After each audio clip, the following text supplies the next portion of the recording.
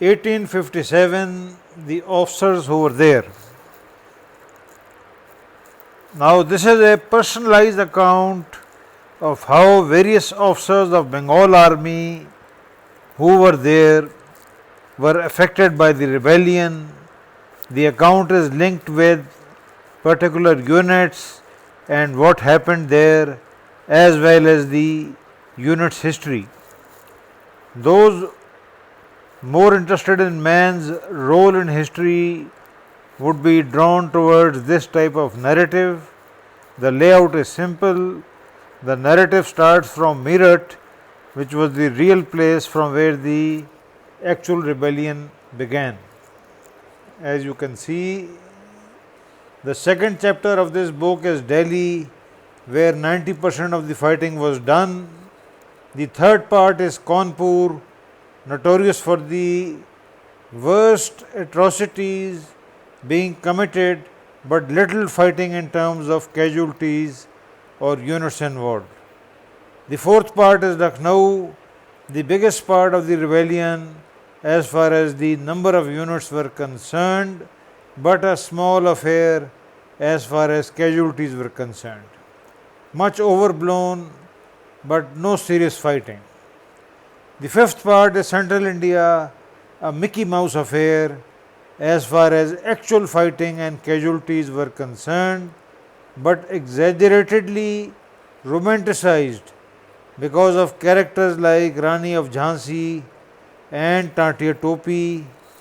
The sixth part is Punjab and Frontier, the best collaborators of the company, where hardly any fighting took place. The seventh part is Bengal and Bihar, again marginal affairs, but famous because the initial rumblings started from here.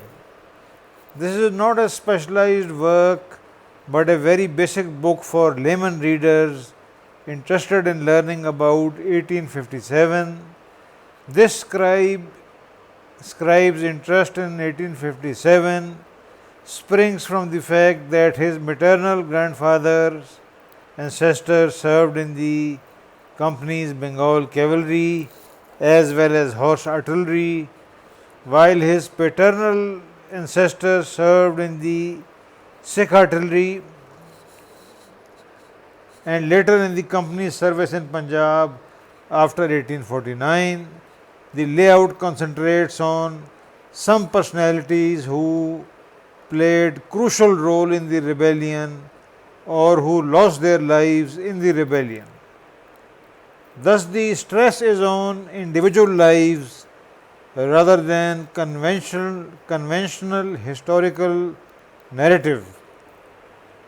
The causes of the rebellion, analysis of failures, describing events in a sequence is not a part of this work. However, great stress has been laid on histories of the units involved as well as biographies of various officers. We are serializing this book in our journal Indian Military Review and hope that this would rekindle interest of many in the rebellion of 1857. The first part is Meerut. In order to understand the rebellion, firstly Meerut has to be understood.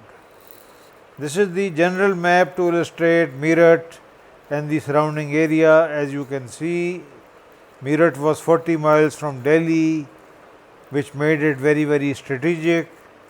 As you can see, there was a road coming from Karnal, there was a road between Meerut and Delhi, and Meerut was right on the Grand Trunk Road between Lahore and Kanpur and Calcutta. As you can see, road south is going towards Kanpur. As you can see, this is Meerut in 1857, the cantonment. As you can see clearly, one road is going to Delhi, another is going to Aligarh, which is the Grand Trunk Road. Another road is going to Roorkee, and the Grand Trunk Road is coming from Ambala, as you can see, and this is the old jail. The Meerut city is in the south. This is the new jail where the rebels were locked up, as you can see. These are the native infantry lines, as you can see. The 3rd Light Cavalry, which was the main primer of the rebellion and seized Delhi, as you can see. Next to 3rd Light Cavalry is the 20th Native Infantry, as you can see, and next to it is the 11th Native Infantry. This forms the Meerut Brigade, although Meerut was a division, but this is a brigade. In the north, you can see there is a road known as the Mall, and north of the Mall is the Carabineers, a British cavalry unit, 6th Dragoon Guards, and then as you can see is the 1st Battalion, 60th Rifles. As you can see, 2 batteries of European artillery, 1 horse artillery and 1 foot battery. A church in the north which was attacked by the rebels, a cemetery in the north, as you can see. This is the cantonment, as you can see. Now Meerut was the least likely place where a rebellion should have succeeded, because it had a large number of British units, European units as they were called, regular army units. One was a cavalry regiment, 6 Dragoon Guards, and the other was the 60th Rifles. Yet Meerut was the place where the rebellion started and was the most decisive part of the rebellion. Now the Meerut outbreak, a short summary. Meerut in 1857 was a large cantonment located about 40 miles northeast of Delhi. It contained the following troops, as you can see: Her Majesty's 60th Rifles, Her Majesty's 6 Dragoon Guards, a cavalry unit, a European horse artillery battery, a European light field battery, 1 company of foot artillery. As you can see, company used to man the artillery, and the actual battery had the artillery guns. As you can see, there are 3 Indian units, no Indian artillery, as you can see: 3rd Light Cavalry, 11th Native Infantry, 20th Native Infantry. In 1857, 3 of my maternal grandfather's relatives were serving in 3rd Light Cavalry, and 2 of them simply went to their village, Sikandra Rao. 1 joined the rebels and disappeared in the Nepalian Terai forest, never heard of again. The general officer commanding Meerut was Major General William Henry Hewitt, who was 67 years old and had last seen action in the First Burmese War of 1824. A short biography of Lieutenant General William Henry Hewitt. Born at London on 31st December 1790, joined British East India Company's army as a cadet in 1806. After training,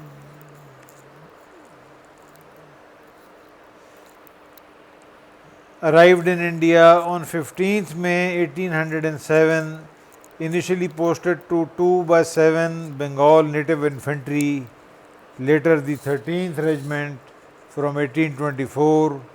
In 1807, posted as ensign to 1/20 Bengal Native Infantry, later the 25 Bengal Native Infantry from 1824.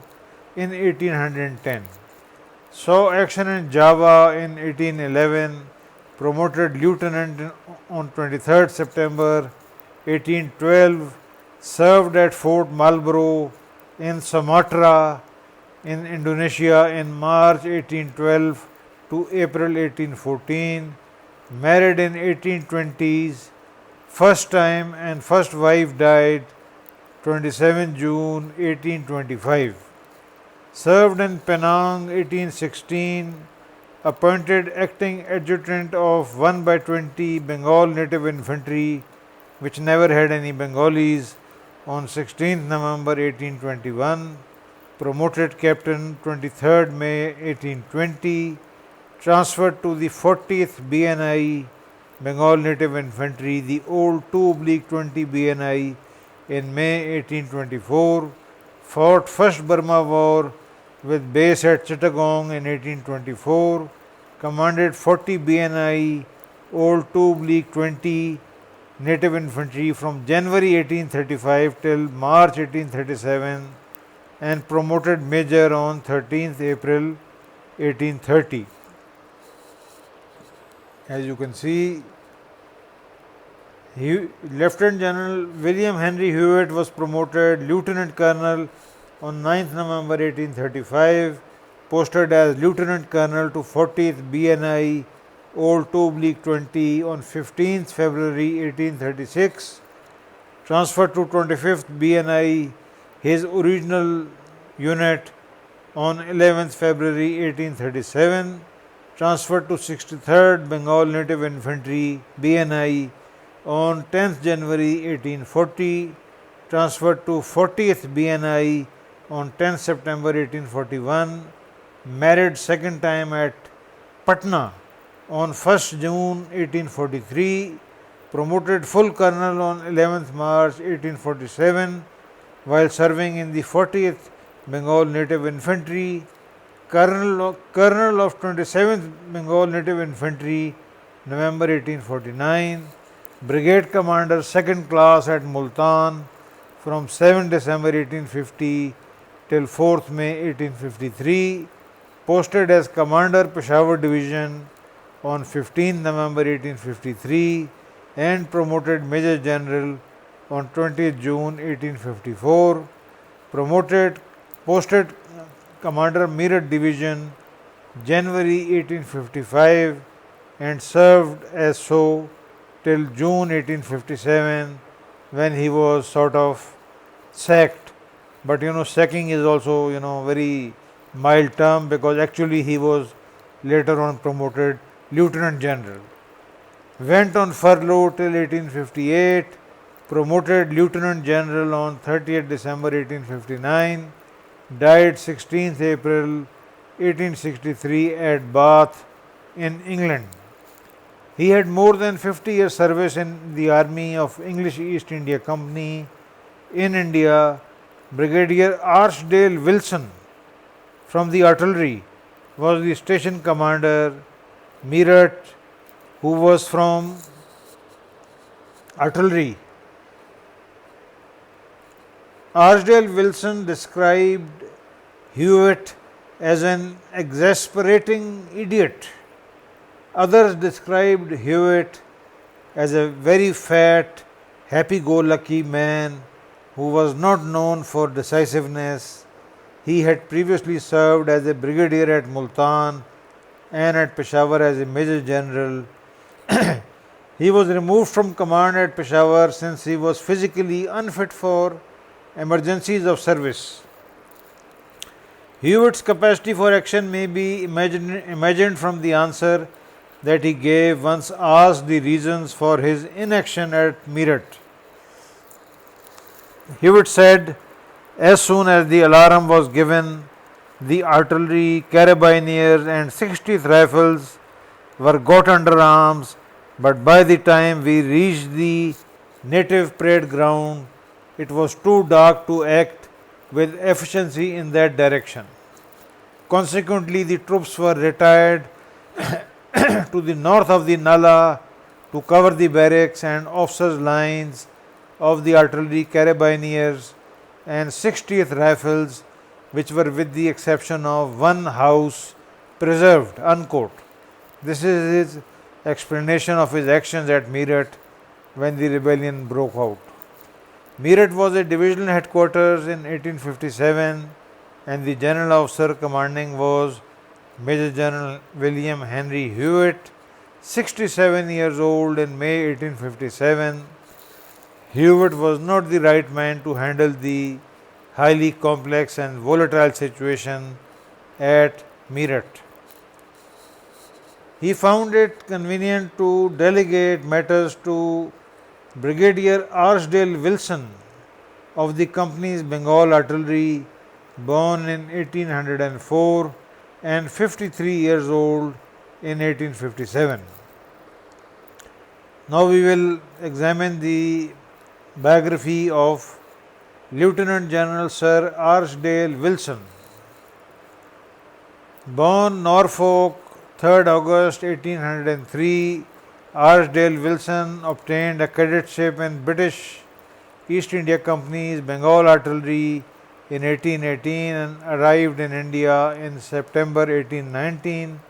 Appointed 2nd Lieutenant on 10th April 1819, Lieutenant 7 July 1820, commanding 2nd Company 4th Battalion Foot Artillery. Saw action at the siege and capture of Bharatpur in 1826, where the company enjoyed overwhelming superiority in numbers.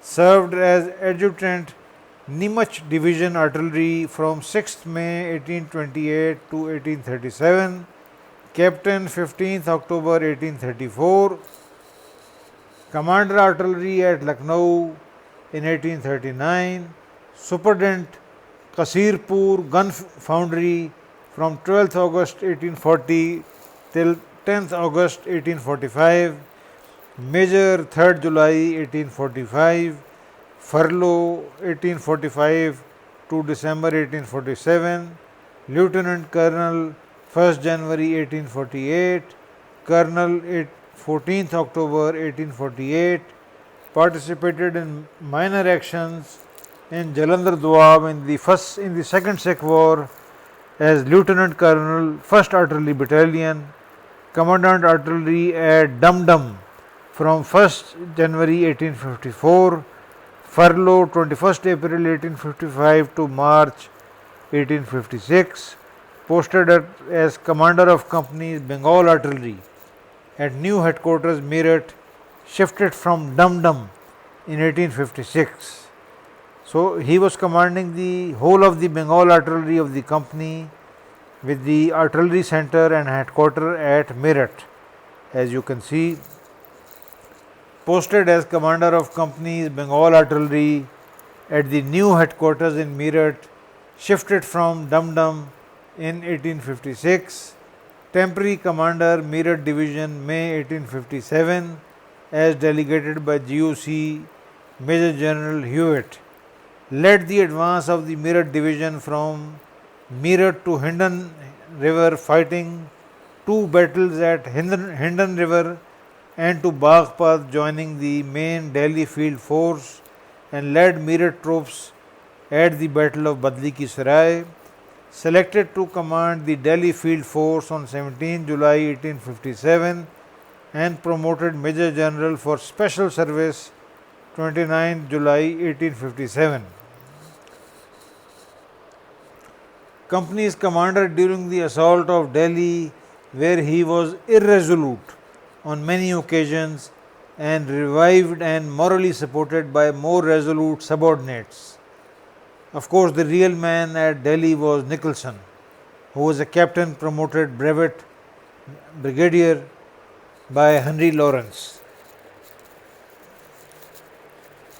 Commander Artillery at siege and capture of Lucknow in March 1858, Colonel Commandant F Brigade Royal Horse Artillery 1866, granted special pension of £1,000 per annum, Lieutenant General on 6th March 1858, on furlough from 1858 till his death on 9th May 1874. Wilson did not see much action in India except the siege at Bharatpur in 1826, where the British company enjoyed overwhelming superiority and its victory was a foregone conclusion. In the First Sikh War of the company, Wilson had seen extremely minor action in Jalandhar Doab, Wilson was the artillery commander of the Bengal army as discussed and was posted in Meerut. He held the appointment of station commander, which meant that he was not in the command of troops. However, he was handed over de facto command of troops when the crisis broke out in May 1857. Both Wilson and Hewitt did not do much to pursue or find the mutineers, but we must understand how British East India Company worked. First, there was no tradition of swift response and marching to the sound of guns. There were few exceptions like Colonel Gillespie of Vellore fame, but Gillespie was an exceptionally brave and rash man, very rare to find in any army, and his rashness and fearlessness had cost him his life. Both Wilson and Hewitt made no special effort to find out where three units which had rebelled at Meerut on 10th May 1857 had gone. Their conduct was criticized by eminent historians like Rice Holmes and Colonel Mellison, while ironically so-called good modern historians like Hibbert tend to give Wilson a clean chit. Two young officers, Rosser and another one present in Meerut, volunteered to be given permission to pursue the rebels along Delhi Road, but were overruled by Wilson on the day of rebellion. This was also stated by Rice Holmes in his book. Sadly, a Cambridge historian, and Cambridge produces such pedants, such myopic characters, famous for producing mediocre people, Cambridge historian Palmer, very fond of going into unnecessary details and wasting time, rather naively assumes the role of a super tactician and offers self-styled Solomon's judgments in his book that pursuit was not possible as the sepoys could ambush them. Ridiculous, Again, I am taken back to Edward Gibbon's brilliant summing up of Oxford and Cambridge as inferior in wisdom to even the London coachman. G.W. Fortesque, the officially supported and most credible British military historian of that time, was more intellectually honest than Palmer, the Cambridge historian, in his analysis than many old and new writers. Fortesque thus added, quote, "Few incidents in the mutiny have been more unsparingly condemned than the apathy of the British garrison on the day of the outbreak at Meerut, nor is it easy to find any excuse for it. The authority had received warning of its coming, so however they may have sneered at it before the event, the shock should not have found them wholly unprepared. The delay in moving upon the native lines is and was at the time the circumstance most difficult to account for. Colonel Costanz of the Carabiniers had turned out his regiment promptly and asked for orders." This was the infantry battalion commander. Fortesque continues, "He could have trotted to the scene,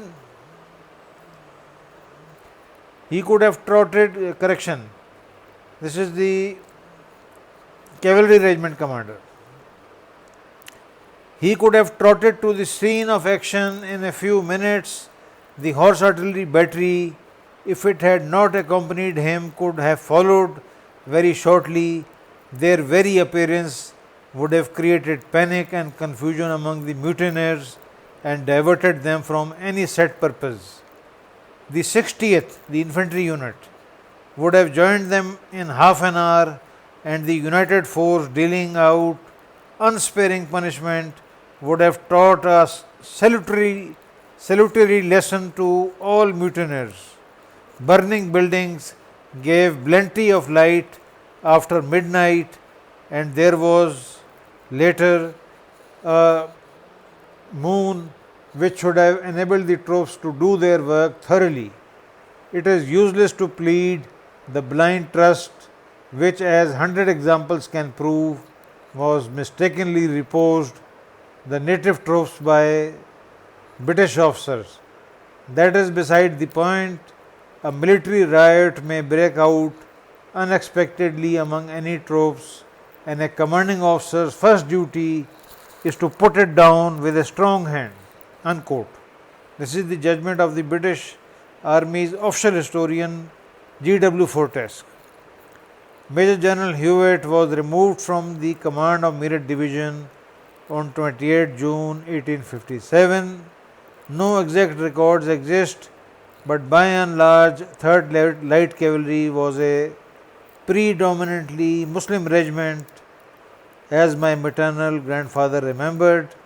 A general statistical analysis of the English East India Company army units show that prior to 1857, cavalry was a predominantly Muslim arm, whereas the infantry was a 75 to 80% Hindu arm of service.